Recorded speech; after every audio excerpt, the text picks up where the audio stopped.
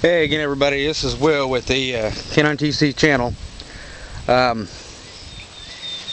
I've done is I've done some further shaping with the blade, and call it like my little miniature machete or whatever you want to call it. But and what I've used to cut the shape is stuff you'd find around the house. For example, a grinder with the cutting wheel. And a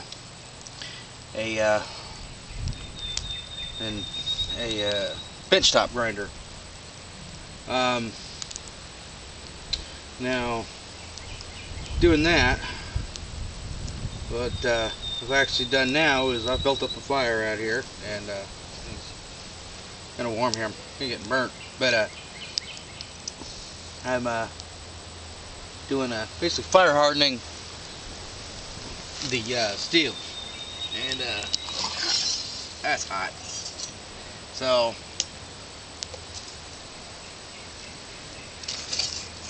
as you can see, that's it there.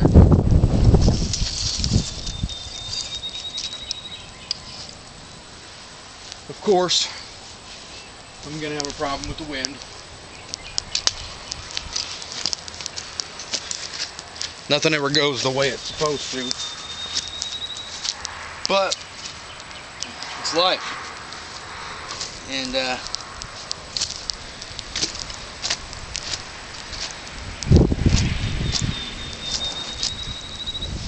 now I'm not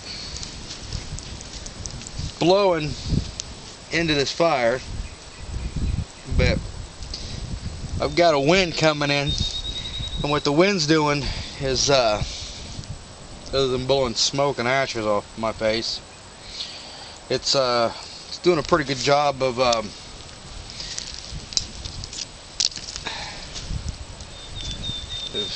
keeping the coals heated up.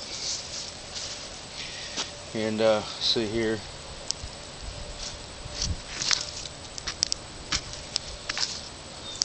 yeah, I'm a strong believer of full tang knives, which is great, but this is more, well, this is going to be more of a machete, I guess.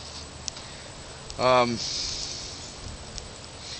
it's so hot in that little V that, I mean, it's anything I stick in there. It's a little bit ago I stuck a water soaked probably about 4.5 inch piece of stick, and it just almost immediately, I mean, it just took a minute or two, but it just started boiling the water. And I wish I would have grabbed the camera then. Multi-tools. I've got actually a few of them. This is actually smaller, a little bit smaller than what I prefer, but you always keep multi-tool. I recommend keeping one in a bug out bag, your main bug out bag, keeping another pair in your, in your 72-hour get home bag, for example, and in your vehicle. I also recommend you keep one on you and keep one in the house, and you just, like I said, redundancy,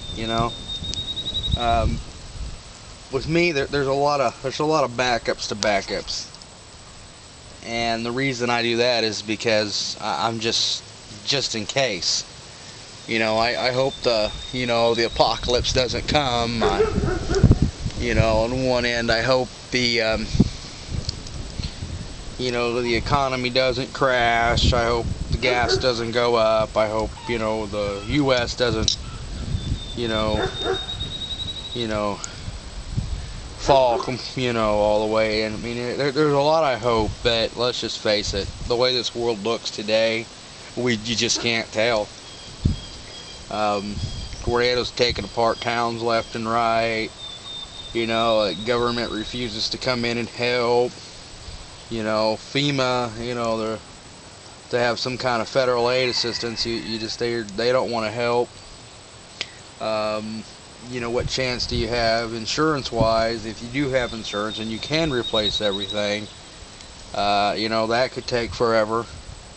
On top of that, then after you get everything done, then you gotta rebuild, and for what? You know, if your whole town's wiped out, what is the point of you rebuilding a house on your land and replacing your stuff if you can't shop, you can't live, you know?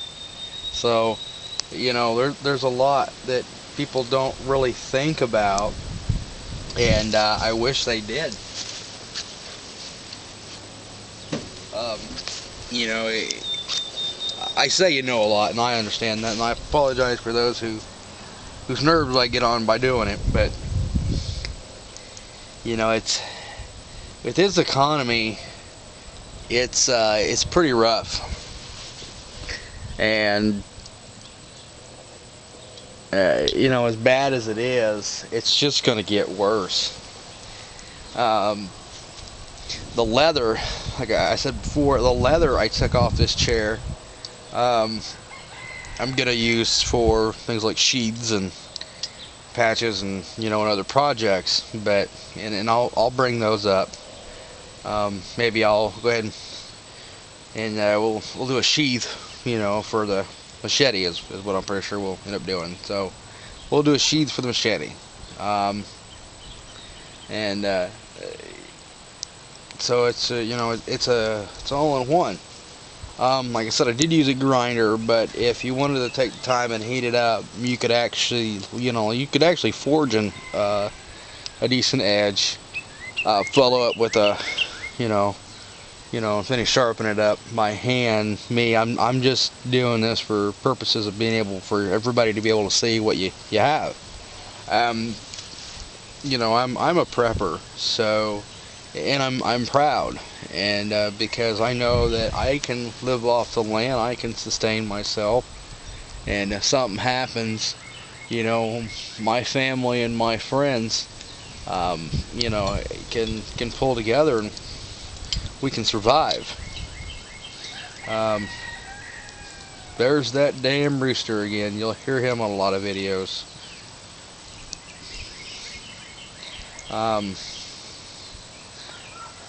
Who knows, maybe we'll eat rooster one day. I mean, if you gotta have backups to your backups, and that's going without saying.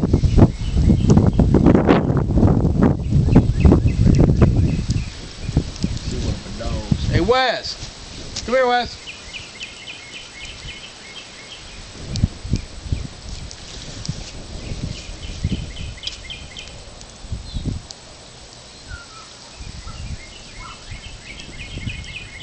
Wonder where you are, dog.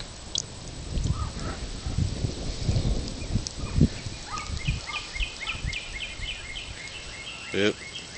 There's a dog that's getting a bath. He laid in the mud.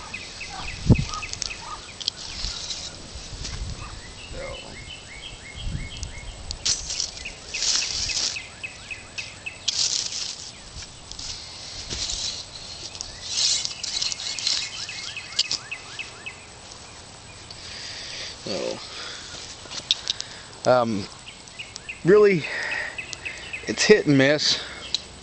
I mean, I don't know what this steel is, and you know, without really testing it, I'm not gonna. It's got a good powder coat on it too, but I'd just rather have that off. But anyway, with you know, I'm not gonna put this thing together and get a handle on it and get it the way I like it. I just put it away. I'm gonna do test videos, and we're gonna see how these things hold up. And that's the big thing, is see if we can get it where it actually holds up.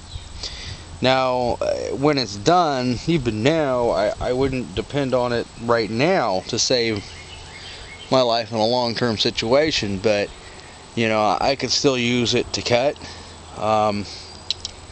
I could still use it to process, obviously. Before I put it in, I actually use it to process to thin piece of wood. Not real heavy duty yet, but that's why we're doing this. And once we do it, we're going to quench it, and we're just going to quench it in a bucket of water and kind of go rack from there. What we're going to do is right back.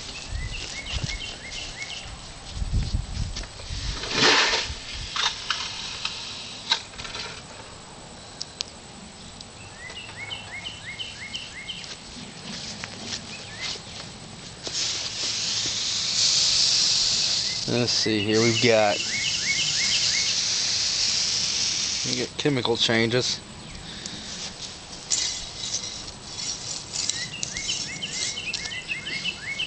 So,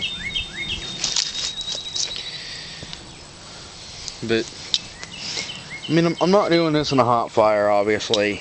I'm just pretty much using the coals that I have. I'm not going overboard with anything here. Today's a good wet day. I've got nothing better to do. I don't really want to waste a lot of wood doing this, so we're just going to use our coals, and we'll just keep adding on, you know, to the fire as we go. So I'll give you an update video here when actually when we get to working on the handle. So got the other videos, and I'll have this uploaded today too, but